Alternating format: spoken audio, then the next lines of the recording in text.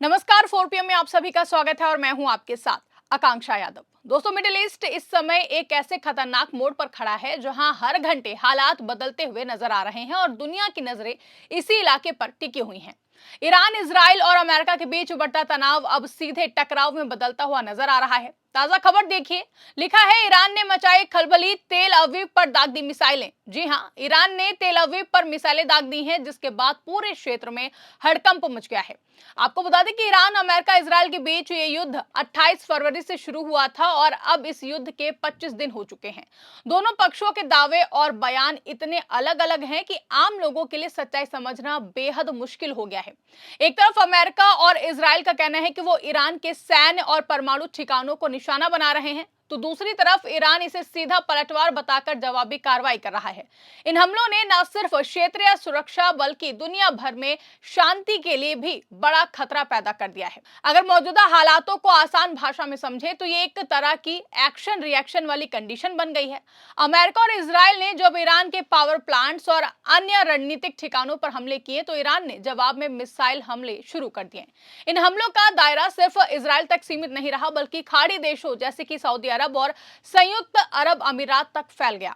खास बात यह है कि ईरान ने ऊर्जा से जुड़े ठिकानों को निशाना बनाया, जिससे दुनिया भर में तेल सप्लाई को लेकर चिंता बढ़ गई है। इसी बीच इजराइल ने भी तेहरान में कई जगहों पर हमले किए, जिनमें रिहायशी इलाके भी शामिल बताए जा रहे हैं। इससे आम नागरिकों की सुरक्षा को लेकर गंभीर सवाल उठने लगे हैं और ये संघर्ष अब केवल सैन्य नहीं बल्कि मानवीय संकट का रूप भी लेता जा रहा है।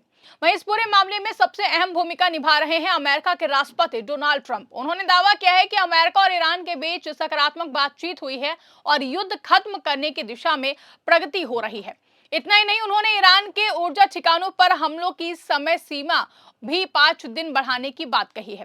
ट्रंप के इस बयान ने पूरी दुनिया में एक उम्मीद जगाई कि शायद अब हालात सुधर सकते हैं, लेकिन ये उम्मीद ज्यादा देर तक टिक नहीं पाई, क्योंकि ईरान ने तुरंत इस दावे को खारिज कर दिया।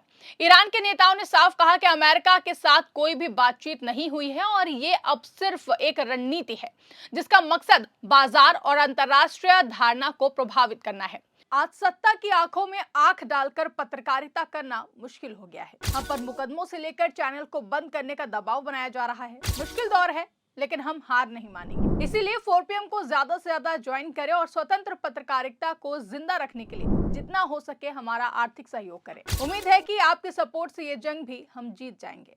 यहीं से कहानी एक नए मोड़ पर पहुंचती है, जहां जंग सिर्फ जमीन और आसमान में नहीं बल्कि शेयर बाजार में भी लड़ी जा रही है। 23 मार्च 2026 को जो हुआ उसने दुनिया को चौंका दिया। ट्रंप के एक सोशल मीडिया पोस्ट ने महज कुछ मिनटों में S&P 500 को 240 अंक ऊपर पहुंचा दिया। निवेशकों को लगा कि युद्ध खत्म होने वाला है, इसलिए बाजार में तेजी आ गई है। इस तेजी से करीब $2 ट्रिलियन की वैल्यू बढ़ गई, लेकिन सिर्फ 27 मिनट बाद जब ईरान ने इस दावे को फेक बताया तो बाजार में गिरावट शुरू हो गई। देखते ही देखते $1 ट्रिलियन का नुकसान हो गया, यानी कुल मिलाकर 56 मिनट के अंदर करीब $3 ट्रिलियन, जो कि भारतीय रुपए में लगभग 280 लाख करोड़ का उतार चढ़ाव देखने को मिला है। अगर इसे हम आम भाषा में समझें तो ये ऐसा है जैसे कि किसी ने अफवाह फैलाई कि हालात सुधर रहे हैं और लोग खुशी में आकर के इन्वेस्ट करने लगे, लेकिन अचानक सच्चाई सामने आई और लोगों ने घबराकर पैसे निकालना शुरू कर दिया। यही वजह है कि बाजार में इतनी बड़ी उथल पुथल देखने को मिली। विशेषज्ञ इसे रोलर कोस्टर की राइड बता रहे हैं, जहां इन्वेस्टर्स की सांसें थम गई हैं। ये घटना इस बात का भी संकेत है कि आज के दौर में सोशल मीडिया और राजनीतिक बयानों का असर कितना बड़ा हो सकता है। अब बात करते हैं सबसे सेंसिटिव जगह की, जो इस पूरे घटनाक्रम का केंद्र बन चुकी है, यानी कि स्ट्रेट ऑफ हॉर्मुज। ये एक ऐसा समुद्री रास्ता है जहां से दुनिया का बड़ा हिस्सा तेल सप्लाई होता है।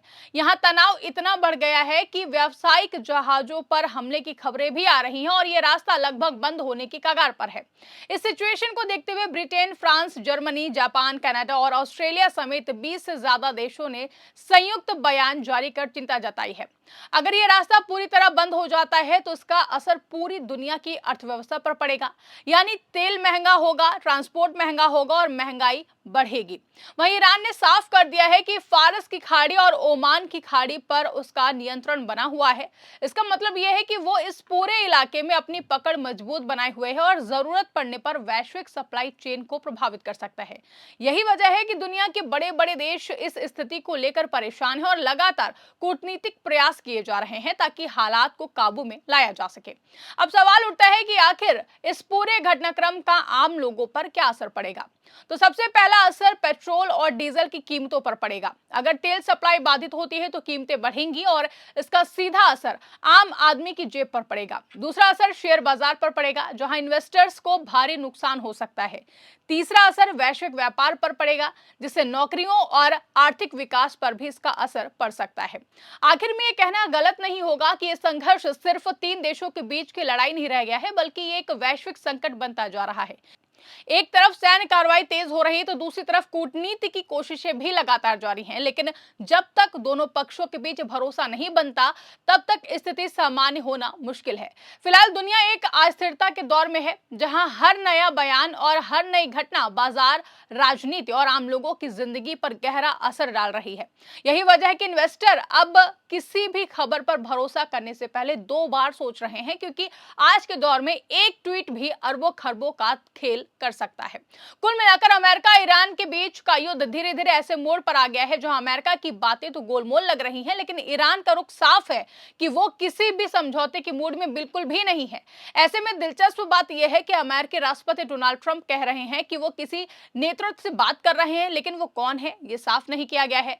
ऐसे में ईरान की ये बात कहीं ना कहीं सच लग रही है कि ट्रंप सिर्फ युद्ध में समय लेने के लिए ऐसा कर रहे हैं और Iran back to back America और इजराइल पर मिसाइलें दाग रहा है, जिससे अब ट्रंप बैकफुट पर नजर आ रहे हैं।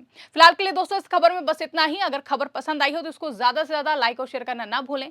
चैनल पर नए हैं तो चैनल को सब्सक्राइब जरूर कर लें और देखते रहिए 4 PM न्यूज नेटवर्क।